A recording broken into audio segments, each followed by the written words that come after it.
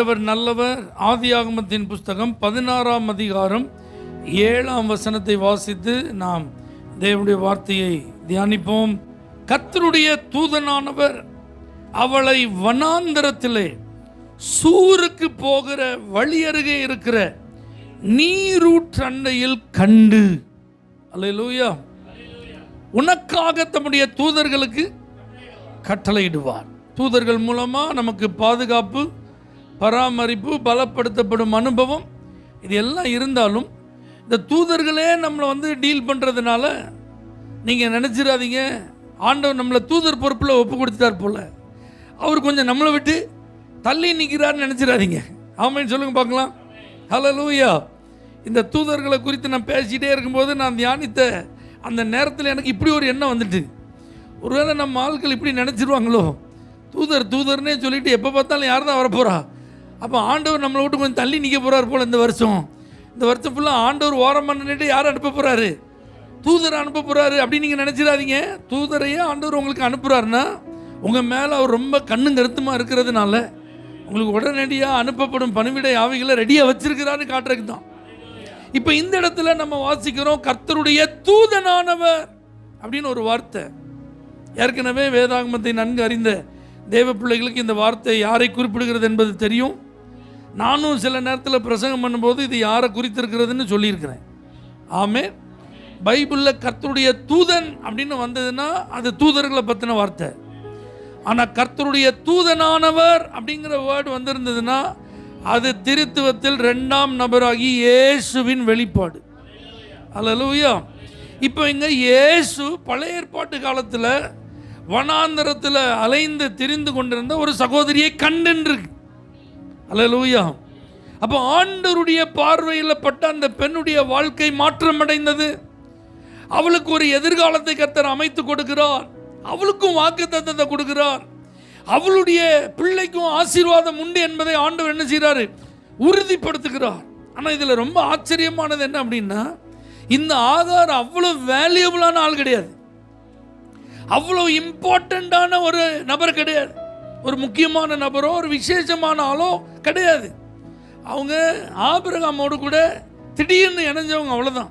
வாக்கு தத்தத்திற்கு பங்குள்ளவர்கள் அல்ல, உடன்படிக்கைக்கு உட்பட்டவர்கள் அல்ல.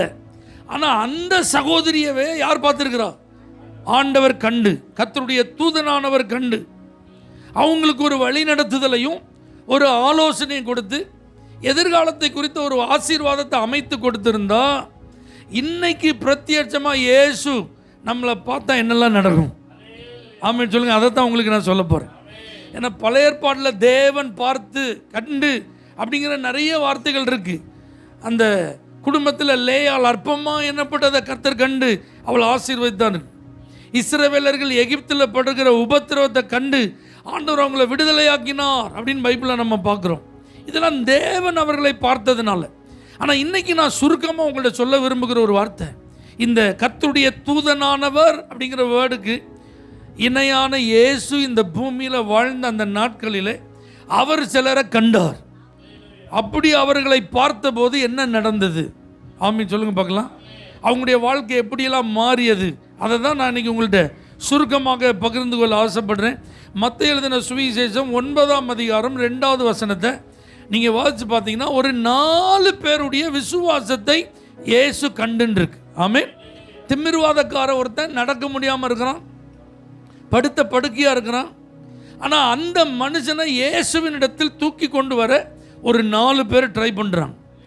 அவனை தனித்தனியாக கையை ஒரு ஆள் காலை ஒரு ஆள் பிடிச்சி தூக்குனா அவனுக்கு கஷ்டம்னு சொல்லி அவன் படுத்திருந்த படுக்கையோடு என்ன செஞ்சிட்டாங்க, கட்டிலோடு தூக்கிட்டு வந்தான். தூக்கிட்டு வந்தால் அவன் வீட்டுக்கும் இயேசுநாதர் இருந்த வீட்டுக்கு எவ்வளோ தூரம்னு நமக்கு சொல்லப்படலை. அவ்வளோ தூரம் தூக்கிட்டே என்ன செஞ்சுருக்காங்க, வந்திருக்காங்க.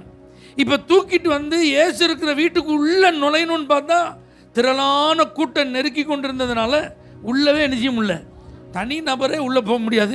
இதை கட்டிலோடு தூக்கிட்டு உள்ளே போக முடியுமா, வாய்ப்பே இல்லை. இப்போ பாருங்கள், இவர்கள் சோர்ந்து போகாமல் அந்த கட்டில் இருக்கிற மனுஷனை பார்த்து உன் தலையெழுத்தை யாராலடா மாற்ற முடியும், உன்னை எப்படியாவது இயேசுநாதர்கிட்ட கொண்டு வந்து உனக்கு ஒரு அற்புத சுகத்தை வாங்கி கொடுத்துலான்னு பார்த்தா இங்கே எல்லாம் வழியை மறிச்சிட்டு இருக்கான். இப்போ ஒருத்தன் முண்டிகிட்டு இருக்கும்போது எனக்கு வழி விடுன்னு கேட்டு நம்ம போகிறதுக்கு என்ன இல்லை, வாய்ப்பு இல்லை. லைனில் நிற்கிற ஆட்கள் எப்போவுமே ஒரு டென்ஷனோடு இருப்பாங்க, பார்த்துருக்கீங்களா? அல்லேலூயா. அந்த மாதிரி இந்த இன்னொருத்தர்கிட்ட கோபத்தில் நான் வாங்கி கேட்குறதுக்கு நான் ஆள் இல்லைப்பான்னு சொல்லி அவங்க விடாமல் அவனை உள்ளே கொண்டு போகிறதுக்கு என்ன வாய்ப்பு இருக்குன்னு பார்த்து அந்த மேலே மாடிக்கு போய் அங்கே ஏதாவது வழி இருக்கான்னு பார்த்தா அங்கேயும் வழி இல்லை. கடைசியில் ஒரு முடிவு பண்ணாங்க, கூரை என்ன செஞ்சிடும் பிரித்து உள்ளே இறக்கிறோன்னு முடிவு பண்ணி உள்ளே இறக்கிட்டாங்க. இப்போ கட்டில் இருந்து ஒரு ஆள் என்ன செய்கிறாங்க, இறக்குறாங்க. இப்போ ஒரு ஆள் அவங்கள பார்க்குறாரு. அல்லேலூயா. நம்ம ஜீவன் உள்ள தேவன் இயேசு ஒரு 4 பேரை பார்க்குறாருங்க. அந்த 4 பேரை பார்க்கும்போது அவர்களுக்குள் இருக்கிற அந்த விசுவாசத்தை ஆண்டவர் கண்டு இந்த மனுஷனுக்கு சுகம் கொடுக்குறார். ஆமேன்னு சொல்லுங்க பார்க்கலாம். அப்போ இந்த ஆராதனையில் இந்த புதிய ஆண்டின் இந்த முதல் மாதத்தின் கடைசி வாரத்தை நிறைவு செய்கிற உங்களை பார்த்து ஆண்டவர் என்ன சொல்கிறார் தெரியுமா? நீங்கள் ஆண்டவருக்காக நிறைய பிரயாசப்பட்டிருக்கீங்க. நீங்கள் ஆண்டுடைய நாம மகிமைக்காக உங்கள் திராணிக்கு மிஞ்சின சில காரியத்தெல்லாம் நீங்கள் செஞ்சுருக்கீங்க. ஒரு ஆள் ரட்சிக்கப்படணுங்கிறதுக்காக நீங்கள் வேலை மெனக்கட்டு சில காரியத்தை செஞ்சுருக்கீங்க. ஒரு ஆளை இயேசுநாதர்கிட்ட கொண்டு வருவதற்காக நிறைய ரிஸ்க்லாம் நீங்கள் எடுத்திருக்கீங்க. ஆமீன் சொல்லுங்க பார்க்கலாம். அது நல்ல நபருக்கு அப்படின்னா கூட பரவாயில்ல, சில பொல்லாத ஆட்களுக்காக கூட நீங்கள் என்ன செஞ்சுருக்கீங்க, உதவியாக இருந்திருக்கீங்க.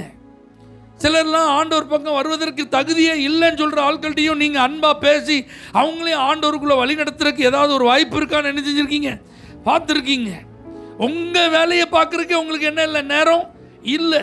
அதுக்கே பிஸி ஷெட்யூலில் இருந்தாலும் ஆண்டவருக்காக நான் ஏதாவது செய்யணும்னு சொல்லி கிடைச்ச வாய்ப்பை பயன்படுத்தி, நீங்கள் மட்டும் செய்ய முடியலனாலும் பரவாயில்ல, யாராவது ஒரு 2 பேர் 3 பேரோட சேர்ந்தாவது நம்ம செய்வோம்னு சொல்லி நீங்கள் ஏதோ ஒரு காரியத்தை செய்கிறத கர்த்தர் பார்த்ததுனால இன்றைக்கு ஆண்டவர் உங்களுக்கு வாக்கு பண்ணுகிறான்.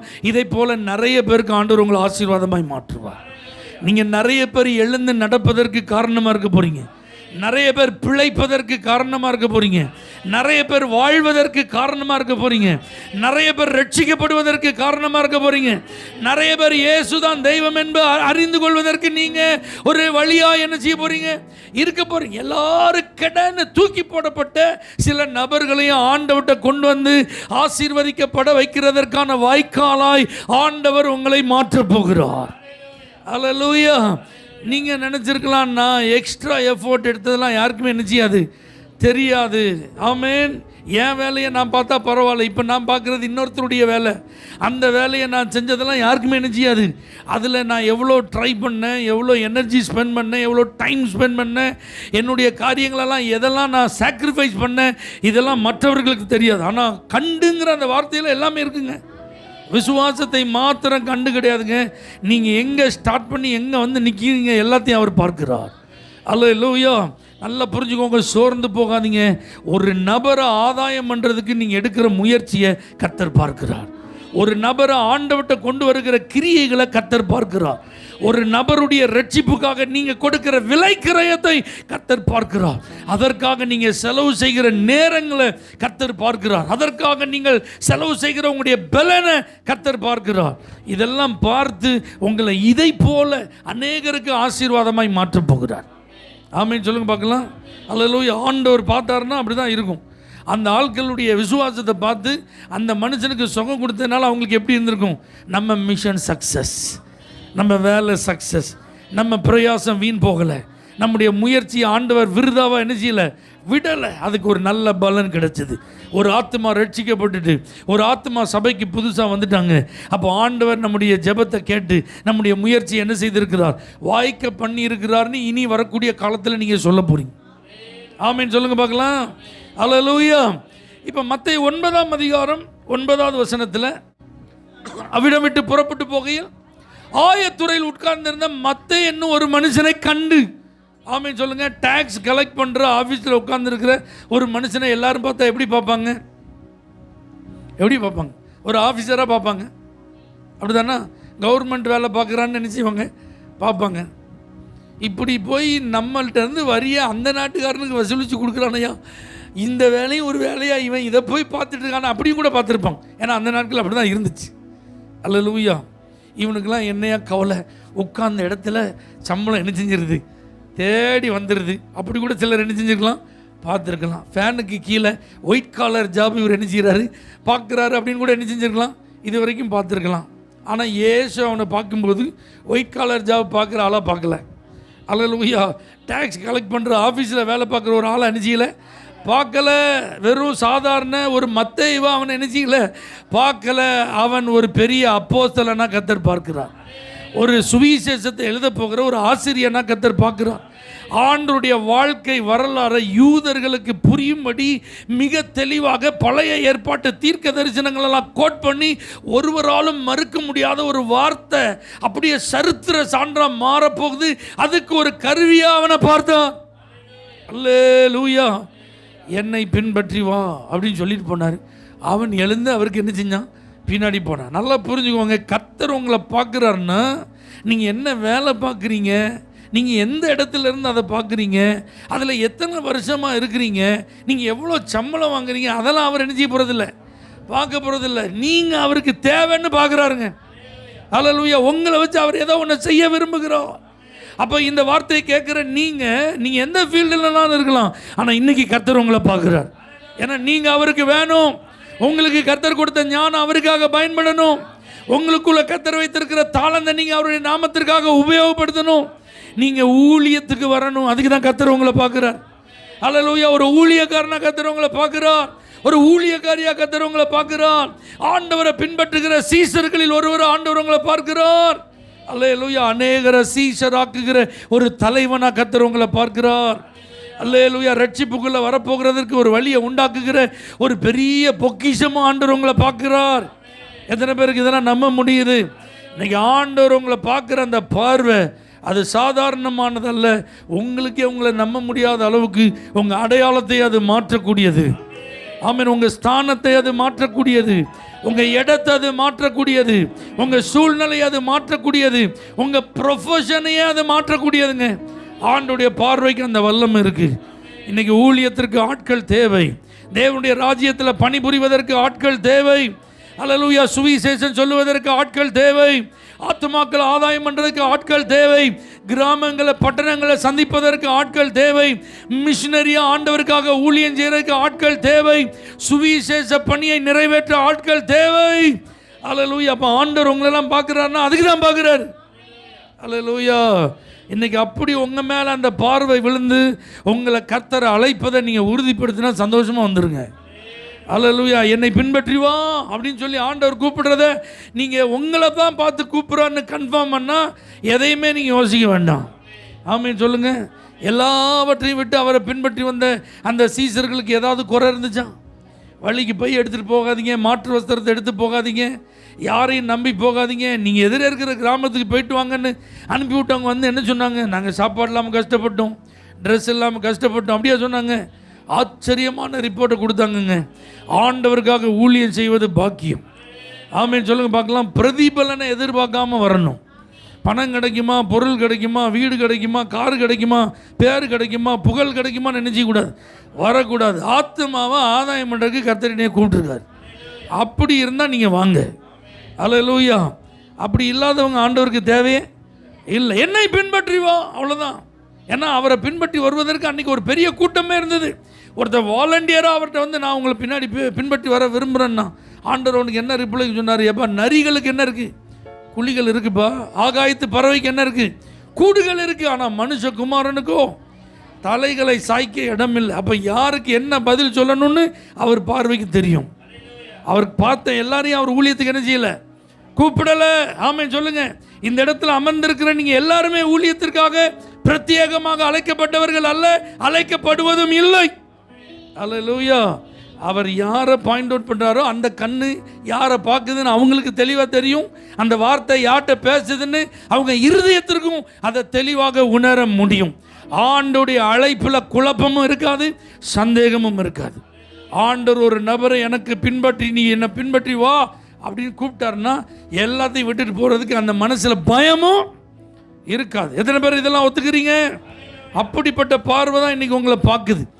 ஆமென் சொல்லுங்கள். நீங்கள் பார்த்துட்டு இருந்த அந்த வேலைகளுக்கு மத்தியில், பொறுப்புகளுக்கு மத்தியில், கடமைகளுக்கு மத்தியில் நீங்கள் செஞ்சிட்டு இருக்கிற எல்லா காரியங்களை விட்டுட்டு ஆண்டவரை பின்பற்றி வர இயேசு அழைக்கிறார். அல்லேலூயா. உலகத்தை பார்க்காதீங்க, உறவை பார்க்காதீங்க, நாளைக்கு என்ன நடக்கும்னு பார்க்காதீங்க. ஏன்னா நாளை தினம் பிறப்பதை அறியாதே. காலங்கள் யார் கையில் இருக்குது? கர்த்தர் கையில் இருக்குது. ஆமென் சொல்லுங்க பார்க்கலாம். ஒருவேளை நீங்கள் பெற்றோர்களாக இந்த வார்த்தையெல்லாம் நீங்கள் கேட்டுட்டு இருந்தா உங்கள் பிள்ளைகளை கர்த்தர் ஊழியத்துக்கு அழைக்கிறாருன்னா சந்தோஷமாக கொடுத்துடணும். டாக்டராக்கி அழகு பார்க்கணும்னு நினச்சேனே, கலெக்டராக்கி அப்படியே பக்கத்தில் உட்காந்து கொஞ்ச நாள் உட்காந்து பார்க்கணுன்னு நினச்சேனே அப்படின்னு நீங்கள் நினைக்கிறது தப்பு இல்லை. அப்படிலாம் நீங்கள் நினைக்கலாம். ஆனால் கர்த்தர் அவங்க மேலே தம்முடைய ஊழிய அழைப்பு வச்சுருந்தா தோத்திரம் சொல்லி என்ன செஞ்சிடணும், சந்தோஷமாக அனுப்பிடணும். பாஸ்ட்டு கூட போ அப்படின்ட்டு. அல்லேலூயா. அவர் என்ன சொல்கிறாரோ அதுபடி என்ன செய். அவர் என்னெல்லாம் சொல்லி உன்னை நடத்துகிறாரோ அதுக்கு நான் உன்னை என்ன செஞ்சிட்டேன், கொடுத்துட்டு. இந்த கோயில் மாடை விட்டுருவாங்க பார்த்தீங்களா, அதை மாதிரி விட்டுறணும். ஆமேன்னு சொல்லுங்கள் பார்க்கலாம். அல்லேலூயா. ஆமாம், அதை விட்டுட்டு ஒன்றே ஒன்று தானே வச்சுருக்கேன், ஒன்று கண்ணு கருவேப்பில் கண்ணுன்னு என்ன செஞ்சுட்டு கூடாது, பொத்தி வளர்த்தனே, ஆசையாக வளர்த்தனே அப்படிலாம் நினைக்கக்கூடாது. கர்த்தருக்கு ஆண் என்றும் இல்லை பெண் என்றும் இல்லை. பொம்பளை பிள்ளைய கேட்டாலும் கொடுத்துடணும். அல்லேலூயா. ஊழியக்காரனுக்கு உங்கள் பிள்ளை யாராவது கேட்டு வராங்கன்னா சந்தோஷமாக கொடுத்துடணும். ஊழியக்காரனுக்கு அப்படி சொல்லக்கூடாது. அல்லேலூயா. நம்ம பிள்ளைகளுடைய எதிர்காலத்தை கருத்தில் கொண்டு அவங்களுக்கு ஒரு எந்த கஷ்டமும் இல்லாமல் அவங்க வாழ்வாதாரம் இருக்கணும்னு ஆசைப்படுறது பெற்றோருடைய தப்பு அல்ல, தகப்பனுடைய தப்பு அல்ல, தாயினுடைய தப்பு அல்ல. அதே நேரத்தில் உங்கள் பிள்ளை மேலே ஒரு ஊழிய அபிஷேகம் இருக்குது. அந்த பிள்ளையை ஒரு ஊழியத்திற்கென்று கர்த்தர் தெரிந்தெடுத்திருக்கிறார். அப்போ ஊழியத்தின் பாதையில் தான் அந்த பிள்ளையை கர்த்தர் நடத்த விரும்புகிறார்னு கர்த்தர் சில காரியங்களை அடையாளமாக வெளிப்படுத்தி இருக்கிறார்னா ஊழியக்காரனுக்கு கொடுக்கவா, அங்கே போய் உனக்கு சம்பளம் எவ்வளோன்னு கேட்கக்கூடாது, உனக்கு சர்ச் இருக்கான்னு கேட்கக்கூடாது, உன் கையில் எத்தனை ஆத்துமா இருக்குன்னு நினைச்சிக்கூடாது. அப்படிலாம் எங்கள்கிட்ட யாராவது கேட்டிருந்தா எங்களுக்கு என்ன நடந்திருக்காது, கல்யாணமே என்ன செஞ்சிருக்காது, நடந்திருக்கம்மா. எங்களுக்கெல்லாம் பொண்ணு கொடுக்கும்போது எங்கள் கையில் என்னமா இருந்தது, எனக்கு பொண்ணு கொடுக்கும்போது எனக்கு மாதம் சம்பளம் எவ்வளோ தருமாங்க, 100 ரூபா. நீங்கள் கொடுப்பீங்களா? கல்யாணம்னு ஃபிக்ஸ் ஆனதுக்கப்புறம் 3000 ரூபா, வீட்டு வாடகை 1500 ரூபா. அல்லேலூயா. மீதி எப்போ எவ்வளோ இருக்குது? கரண்ட் பில்லு, தண்ணி பில்லு, பால், சாப்பாடு. அன்னைக்கு வீராணத்தில் விசுவாசிகள் 7 பேர். ஆமீன். 92 ரூபா, 84 ரூபா, 76 ரூபா. இதான் முதல் வாரம், 2வது வாரம், 3வது வாரம் காணிக்க. இதெல்லாம் கால்குலேட் பண்ணி என் பிள்ளை எம்காம் படிச்சிருக்கான், அவளை ஒரு அக்கௌண்டண்ட்டாக வேலைக்கு அனுப்புனா ஒரு 25,000 ரூபா நிச்சயவா சம்பாத்தியம் பண்ணுவாள். இந்த பாஸ்டருக்கு கொடுக்கலாமான்னு அவங்க யோசிச்சுருந்தா கொடுத்துருப்பாங்களா? இன்றைக்கி ஆட்டை தீர்க்க தரிசனமாக நான் பேசிகிட்டு இருக்கேன்னு தெரில. ஒருவேளை எதிர்காலத்தில் உங்கள் பிள்ளைகளை ஆண்டவர் ஊழியத்திற்குன்னு தேர்வு செய்து ஒரு ஊழியக்காரனை கொண்டு வந்து நிறுத்தினா, அல்லேலூயா, கர்த்தருக்கு ஸ்தோத்திரம் சொல்லி கொடுத்துருங்க. ஆமீன் சொல்லுங்கள். அன்றைக்கெல்லாம் பின்னணி எதுவுமே கிடையாதுங்க, விசுவாசத்தில் தான் ஊழியங்கள் ஆரம்பிக்கப்பட்டது. ஆனால் இன்றைக்கி ஆசீர்வாதமாக இருக்கும், ஒரு குறையும் இல்லை, கடன் இல்லை, 2 பிள்ளைகளும் நல்லா படிச்சுட்டு இருக்கிறாங்க, தேவையான வாய்ப்புகளும் வசதிகளையும் கர்த்தர் தந்திருக்கிறார். அதனால் ஊழியம் செய்கிறதை யாரும் வெளியில் பேசும்போது பெருசாக பேசிட்டு மனசுக்குள்ளே யாரும் தரக்குறைவே நினைக்கக்கூடாது, நினைக்கக்கூடாது. அல்லேலூயா.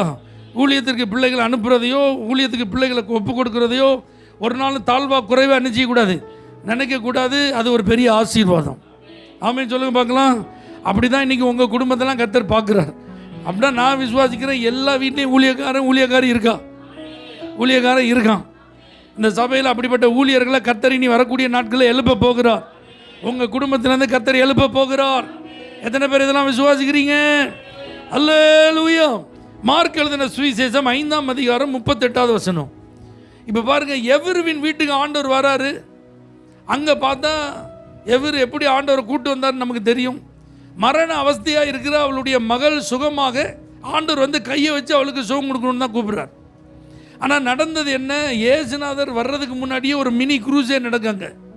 12 வருஷம் பாதிக்கப்பட்ட ஒரு அம்மாவுக்கு சுகம், அற்புத சாட்சியெல்லாம் கேட்டுட்டு இருக்காங்க. அந்த கூட்டத்துக்கு ஒரு பாய் சொல்லிட்டு திரும்பின அடுத்த நிமிஷம் ஒரு துர்ச்செய்தி வருது. உங்கள் குமாரத்தை மறித்து விட்டால் போதகர் என்ன செய்ய வேண்டாம், வருத்தப்படுத்த வேண்டாம். அப்போ இயேசு அவனை பக்கத்தில் தட்டி கொடுத்து சொல்கிறாரு, பயப்படாத, விசுவாசம் உள்ளவனா இரு அப்படின்னு சொல்லிட்டு தான் வீட்டுக்கு கூட்டிகிட்டு வர்றார். வீட்டுக்கு வர்றதுக்குள்ளே கண்ணீர் அஞ்சலி போஸ்ட் ஒட்டியாச்சு, வெளியே பந்தல் போட்டாச்சு, குழாய் மாட்டியாச்சு, தார தப்பட்டை வந்து இலவு பாடுறவங்களாம் வந்துட்டான். அங்கே பாருங்கள், அந்த வீட்டில் வந்து சந்தடி, மிகவும் அழுது புலம்புகிறவங்க எல்லாம் மாரடிச்சிட்டு இருக்கு. அங்கே ஒரு பெரிய கூட்டமே என்ன செஞ்சிட்டு இருக்கு. இதை யார் பார்க்குறா? இயேசு பார்த்தாரு, டக்குன்னு எல்லாத்தையும் வெளியே அனுப்புனார். ஓடு, எல்லாம் கிளம்பு. அந்த பெற்றோரையும் பேதுரு, யோவான், யாக்கோபு மட்டும் வீட்டுக்கு உள்ளே கூட்டிகிட்டு போனார். கையை பிடிச்சி தூக்குனார். சிறு பெண்ணை எழுந்திருன்னு உயிரோடு வந்துட்டான். இன்னைக்கு இயேசு எதுக்கு பார்க்குறாரு தெரியுமா? உங்களை நீங்கள் அற்புதத்தை பெற்றுக்கொள்ள தடையாக இருக்கிற தடைகளை அகற்றி போட பார்க்குறார். உங்கள் வாழ்க்கையில் இதுவரைக்கும் நடக்காத ஒரு பெரிய ஆசீர்வாதத்தை நீங்கள் பார்க்க போகிறீங்க. உங்கள் வீட்டில் இருக்கிற துக்கம் சந்தோஷமாக மாறப்போகுது. உங்கள் கண்ணீர் கழிப்பாக மாறப்போகுது. உங்கள் கவலைகளுக்கு ஒரு முடிவு வரப்போகுது. மரண கண்ணீர் தெறிக்க போகுது. ஜீவன் உண்டாக போகுது. யாரோ உங்கள் வீட்டில் பிழைக்க போகிறாங்க. மரணத்தை கர்த்தர் கேன்சல் பண்ணுறாரு. ஆனால் அதை தடை பண்ணுற அவிசுவாசத்துக்கு காரணமாக இருக்கிற சூழலை இன்னைக்கு கர்த்தர் கண்டு அதை அகற்றுகிறோம். அல்லேலூயா. உங்களுக்கு இருக்கிறதே கொஞ்சம் விசுவாசம். அந்த விசுவாசத்தில் பயப்படாத விசுவாசம் உள்ளவனா இருன்னு அங்கேருந்து வந்த செய்தி உண்மையான செய்தி. அதை கேட்டுட்டு மெதுவாக நடந்து வர்றதே பெரிய விஷயம். இங்கே வீட்டுக்கு வந்தால் சந்தடி பண்ணுறத, அழுகிறத, மாரடிக்கிறதெல்லாம் பார்த்தா எப்படி இருக்கும்? இருக்கிற கொஞ்சம் நெஞ்ச விசுவாசமும் ஓடி போகிற மாதிரி தான் இருந்தது. ஆனால் கர்த்தர் தெளிவாக சொல்லிட்டாரு, எல்லாத்தையும் வெளியே கிளப்புட்டார். இன்றைக்கி ஆண்டவர் அதான் பார்க்குறாரு. எதை பார்க்குறாரு தெரியுமா? உங்களுக்கு பயத்தை உண்டாக்குகிற காரியத்தை பார்த்து அகற்றுகிறார். உங்களுக்கு நம்பிக்கையை குலைக்கும் காரியத்தை பார்த்து அகற்றுகிறோம். நீங்கள் அற்புதத்தை அனுபவிக்க முட்டுக்கட்டையாக தடையாக இருக்கிற எல்லா தடைகளையும் ஆண்டவர் கண்டு இன்னைக்கு அதெல்லாம் அகற்றுகிறோம். எல்லாம் இன்னைக்கு வெளியே போகுதுங்க. ஆமேன்னு சொல்லுங்க பார்க்கலாம். அந்த தகப்பனை அழுதான் பார்த்தீங்களா? ஆண்டவரை விசுவாசிக்கிறவனுக்கு எல்லாம் கூடும், உண்மைதான். ஆனால் எனக்குள்ளே இருக்கிற அவிசுவாசத்தை நீக்கி போடுங்கன்னு சொல்லி கேட்டான் பார்த்தீங்களா? இதை மாதிரி அற்புதத்திற்கு பல ஆண்டுகால ஆசீர்வாதத்தை தடை பண்ணிட்டு இருக்கிற அந்த காரியங்களெல்லாம் கேன்சல் பண்ணி ஆண்டவர் உங்களை சந்தோஷப்படுத்த போகிறார். இனி உங்கள் வீட்டில் அழுகுறல் இருக்காது. இனி மாரடிக்கிற காரியம்லாம் இருக்காதுங்க. இனி இந்த மாதிரி துக்கம் கொண்டாடல் எதுவுமே இருக்காதுங்க. இனி வருத்தப்பட்டு உங்கள் வீட்டில் உட்கார்ந்து புலம்புகிற கூட்டம் இருக்காதுங்க. இனி சந்தோஷமா நீங்க களி கூறுகிற ஒரு கூட்டத்தோட தான் நீங்க இருப்பீங்க. உங்க வீடு மகிழ்ச்சியினால் நிறைந்திருக்கும். நீதிமானுடைய கூடாரத்தில் எப்பொழுது ரட்சிப்பின் கம்பீர சத்தம். அங்க புலம்பல் என்ன செய்யாது, இருக்கவே இருக்காது. எத்தனை பேர் ஆமென் சொல்றீங்க? ஹல்லேலூயா. கடைசியாக ஒன்று சொல்லி நான் முடிச்சிடறேன். மத்தேயு எழுதின சுவிசேஷம் 20ஆம் அதிகாரம் அதனுடைய 6வது வசனத்தில் பார்த்தீங்கன்னா 11ஆம் மணி வேலை வந்துட்டு அப்பமும் சிலர் சும்மா இருக்கிறத கண்டுன்று. ஹல்லேலூயா. பாருங்க, ஒரு எஜமானன் தன்னுடைய திராட்சை தோட்டத்தில் வேலைக்கு ஆட்களை எடுத்து பண்ணி கொடுப்பதற்காக நினைச்சிற காலையிலே வந்துட்டார். இப்போ வந்தால் காலையில் ஒரு டீம் போயிட்டு செகண்ட் ஷிஃப்ட்டுக்கு வந்து ஒரு ஆட்களை எடுத்துகிட்டு போயாச்சு. இப்போ ஃபைனல் அவர் லாஸ்ட் மினிட் 11ஆம் மணி வேலை அப்படின்னா 6 மணிலேருந்து நீங்கள் பார்த்துக்கோங்க. ஹல்லேலூயா. அப்போ ஆல்மோஸ்ட் பாதி வேலை நேரம் நினைச்சிட்டு முடிஞ்சிட்டு last part of the work தான் இருக்குது. ஆனால் அப்பவும் இந்த எஜமான் வந்து நின்னா அங்கே பாருங்கள் காலையிலேருந்து சும்மா நிற்கிற சிலரை கண்டுருக்கு. ஹல்லேலூயா. அவங்கள பார்த்து என்னப்பா அவங்களுக்குலாம் வேலை இல்லையா அப்படின்னு கேட்குறாரு. ஒருத்தரும் எங்களுக்கு வேலை என்ன செய்யலை, தரல. அப்படின்னா என்ன அர்த்தம் தெரியுமா? காலையிலே லேபர்ஸை செலக்ட் பண்ணும்போது பெயிண்டர் வா அப்படின்னு கூட பெயிண்டர் போயிட்டான். ஆமீன். கார்பெண்டர் வா அப்படின்னா கார்பெண்டர் போயிட்டான். கொத்தனார் வா கொத்தனார் போயிட்டான். ஹல்லேலூயா. இப்படி ஸ்பெஷலைஸ்ட்லாம் என்ன செஞ்சிட்டாங்க, போயிட்டாங்க. இப்போ இந்த எடுபிடி மாதிரி இருப்பாங்க பார்த்தீங்களா, அதுலேயும் கொஞ்சம் வாட்ட சாட்டமாக இருக்கிற ஆட்களை சித்தாள் கையால் என்ன செஞ்சிட்டான், ஆளை பெருக்கிட்டு போயிட்டான். ஆனால் காலையிலே கிளம்பி வந்திருக்கான். இவனும் சோறெல்லாம் தூக்கிட்டு ஏதாவது ஒரு வேலை கிடைக்கும், நம்ம அந்த வேலையை என்ன செய்யலாம், நம்ம செய்யலாம்னு சொல்லிட்டு வந்திருக்கான். ஆனால் இப்போ இவனை பார்த்ததெல்லாம் நிறைய பேர் பார்த்தாங்க. ஆனால் இவனை பார்த்துட்டு இவனுக்கு எந்த வேலையும் கொடுக்காம என்ன செஞ்சிட்டாங்க, போயிட்டான். தேவையான ஆட்களை மட்டும் பிக்கப் பண்ணிட்டு போயிட்டாங்க, இவங்களெல்லாம் விட்டுட்டு. ஆனால் பாருங்கள், வேலை இல்லை அப்படின்னாலும், வேலைக்கு யாரும் கூப்பிடலை அப்படின்னாலும், வேலைக்கு மற்றவர்கள் தேர்வு செய்கிற அளவுக்கு நமக்கு தகுதி இல்லை அப்படின்னு நினச்சிட்டு இருந்தாலும் அந்த இடத்துல நின்றுட்டுருக்காங்கங்க. அந்த இடத்துல நின்றுட்டுருக்கான். அதை அவன் கண்டு அவன் சொல்கிறான், என் தோட்டத்துக்கு வரியா, நான் உனக்கு வேலை தரேன். அதே சம்பளங்க, அதே சம்பளம். நல்லா புரிஞ்சுக்கோங்க, இன்றைக்கி கர்த்தருடைய கண்கள் அப்படிப்பட்டவங்களையும் பார்க்க. ஐயா, திறமையானவங்க நிறைய பேர் இருக்கிறாங்க, புத்திசாலிகள் நிறைய பேர் இருக்காங்க, கடின உழைப்பாளிகள் நிறைய பேர் இருக்கிறாங்க. மற்றவர்களோடு ஒப்பிட்டு பார்க்கும்போது அவங்களெல்லாம் பீட் பண்ணவே முடியாதுங்கிறவங்க நிறைய பேர் இருக்காங்க. ஸ்பெஷலிஸ்ட் நிறைய பேர் இருக்கிறாங்க, பாடுறவங்க நிறைய பேர் இருக்கிறாங்க, ஒர்ஷிப் நடத்துகிறவங்க நிறைய பேர் இருக்கிறாங்க, அதை செய்கிறதுக்கு நிறைய பேர் இருக்காங்க, இதை செய்கிறதுக்கு நிறைய பேர் இருக்காங்க. ஆனால் எனக்குன்னு சொல்லி எந்த குவாலிஃபிகேஷனும் இல்லை. படிப்பும் எனக்கு சரியாக வரல, பெரிய அளவுக்கு ஞானமும் இல்லை, திறமையும் இல்லை, தாளந்தும் இல்லை. ஆனால் நான் ஏதாவது ஒரு எதிர்பார்ப்போட இயேசு என்ன பயன்படுத்த மாட்டாரான்னு ஏங்குறேன். அவருக்காக என்னால் ஏதாவது செய்ய முடிஞ்சால் நான் செய்கிறதுக்கு ஆயத்தமாக இருக்கேன்னு தான் வந்து என்ன செய்கிறேன், நிற்கிறேன். அல்லேலூயா. மற்றவர்களை போல எனக்கு வார்த்தைகளை பயன்படுத்தி ஜெபம் பண்ண தெரியாது. மற்றவர்களை போல முன்னாடி வந்து நின்று எந்த காரியத்தை என்னால் என்ன செய்ய முடியாது, செய்ய முடியாது. மற்றவர்களை போல ஒரு பொறுப்பாக என்னால் எதையும் செய்ய முடியாது. எந்த கடமையும் நிறைவேற்றுகிற அளவுக்கு எனக்கு என்ன கிடையாது, திறமை கிடையாது. எனக்கு கூச்சம் உண்டு, தயக்கம் உண்டு, வெக்கம் உண்டு, பயம் உண்டு. ஆனாலும் என் மனசுக்குள்ள ஒரு சின்ன ஆசை, இயேசுவுக்காக ஏதாவது செய்யணும், அவருடைய நாம மகிமைக்காக ஏதாவது நான் செய்யணும், அவருக்காக நான் ஏதாவது பண்ணணும்.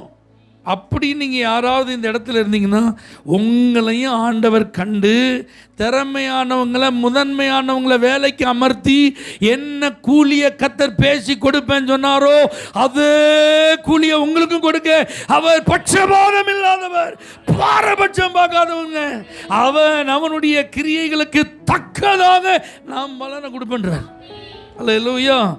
லாஸ்ட்டில் வந்து கூலி வாங்கும்போது ஒரு பணம் வாங்கினோடனே வந்தவன் நினச்சான் நமக்கு அப்போ ஓட்டிலாம் அவர் சேர்த்து தர்றாரான்னு தெரியலையே, சம்பளத்தை கூட்டி தர்றாரான்னு தெரியலையே. பார்த்தா அவனுக்கும் அதே பணம் தான். அப்போ தான் கேட்டான், என்னையா இது அநியாயமாக இருக்குது, அவனுக்கு சமமாக என்னையை மாற்றிட்டீங்களே.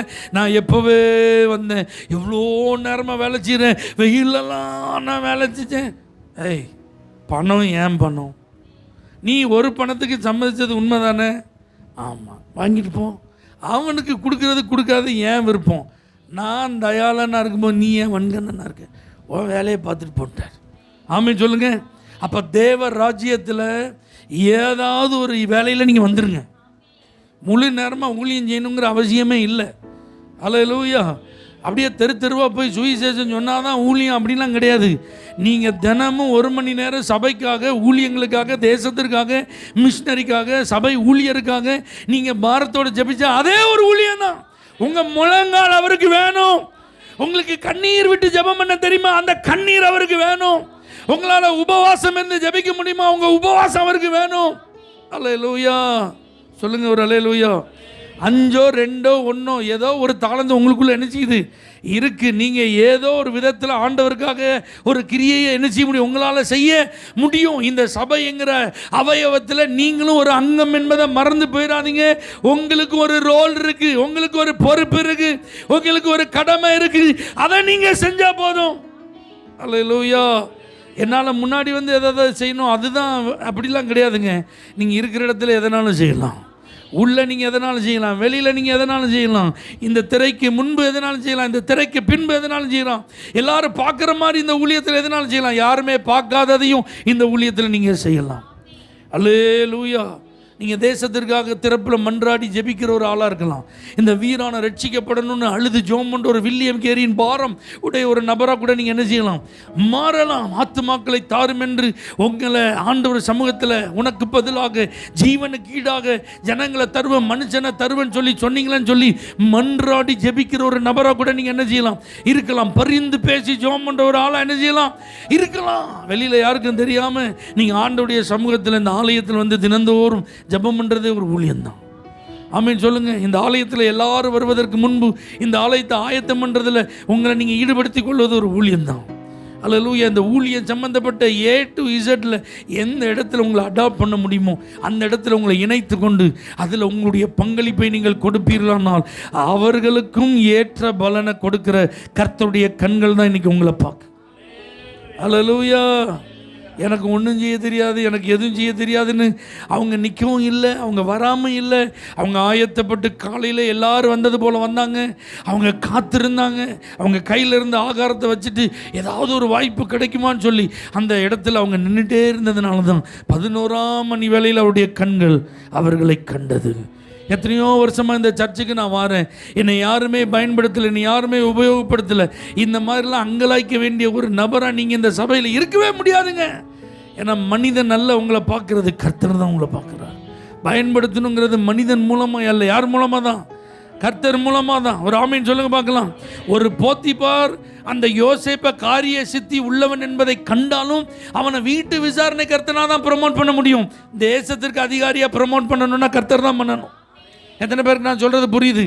ஒரு யோசேப்பு தன்னுடைய தகப்பனுடைய ஆசீர்வாதத்தை மூத்த மகனுக்கு வாங்கி கொடுக்கணும்னு நினைக்கும் போது அந்த தேசத்தில் அவனுடைய அனுமதி இல்லாமல் கையையும் யாரையும் நீட்டக்கூடாது, காலையும் அசைக்கக்கூடாது. அப்படிப்பட்ட அதிகாரி அவன் இருந்தாலும் தகப்பன் மூலமாக வருகிற ஆசீர்வாதத்தை அவனால் என்ன செய்ய முடியல, தடுக்க முடியலை. இளையவன் ஆசீர்வதிப்பது தான் தேவனுடைய சித்தமாக இருக்கும்போது கர்த்தரால் அந்த கண்கள் கண்டு நடக்கிறதா நடக்கும். சாமுவேல் தீர்க்கதரிசியை அபிஷேகம் பண்ணப்பட்டு ஈசாய் வீட்டுக்கு அனுப்பப்பட்டாலும் பார்க்குற 7 பேரில் யாரையாவது ஒருத்தனை என்ன செய்ய முடியாது, அவன் அபிஷேகம் பண்ண முடியாது. கர்த்தர் கண்டுபிடிச்ச தாவீதை தான் அவன் அபிஷேகம் பண்ண முடியும். ஆமீன் சொல்லுங்க பார்க்கலாம். போத்திபார் கவர்மெண்ட்டு, யாக்கோபு ஃபேமிலி, சாமுவேல் பாஸ்ட். ஆமீன் சொல்லுங்க. கவர்மெண்ட்டும் உங்களை பார்த்து உங்களை என்ன செய்ய முடியாது, உயர்த்த முடியாது. குடும்பமும் பார்த்து உங்களை என்ன செய்ய முடியாது, உயர்த்த முடியாது. ஊழியரும் பார்த்து உங்களை என்ன செய்ய முடியாது, உயர்த்த முடியாது. இது எல்லாத்தையும் பார்க்குற கண் யார் கண்ணு தான்?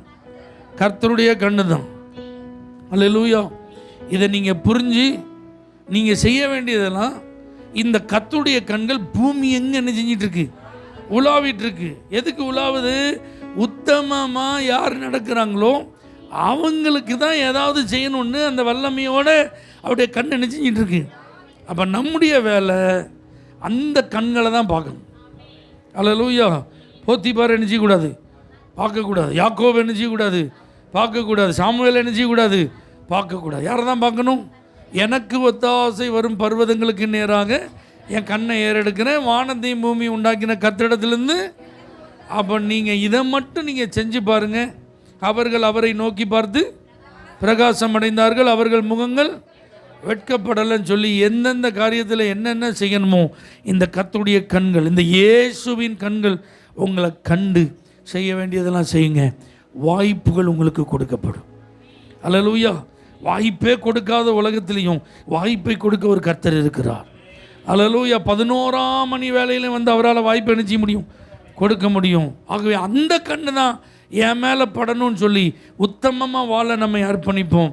இந்த கண்கள் நம்மை ஆசீர்வதித்து மேன்மைப்படுத்தும். எல்லாரும் கண்களை மூடி எத்தனை பேர் கைகளை உயர்த்தி உங்களை அர்ப்பணிக்க முடியும்? நீங்கள் ஜெபம் பண்ண ஆரம்பிங்க. உங்கள் கண்கள் என்ன பார்க்கும்போது, என் வீட்டில் எங்கு நான் உத்தம இருதயத்தோடு நடந்து கொள்வேன் ஆண்டவரே. உண்மையுள்ள மனுஷனை தான் நீங்கள் பரிபூரணமாக ஆசீர்வதிக்க முடியும். உண்மையும் உத்தமத்துக்கு தான் நீங்கள் எதிர்காலத்தில் பொறுப்புகளை பதவிகளை கொடுக்க முடியும். உங்கள் கண்களுக்கு முன்பாக என் வாழ்க்கை உத்தமமாக இருக்கும் ஆண்டவரே, அதற்கென்றே நான் அர்ப்பணிக்கிறேன். ஆண்டவரே, உம்முடைய கண்கள் இவர்களை கண்டு இன்னைக்கு கேட்ட வார்த்தையின்படி ஆசீர்வதிப்பதாக இயேசுவின் நாமத்தில் பிதாவே, ஆமென். For prayer contact, Pastor J. Kumar, El Shaddai Ministries, 9500252586, Surandai.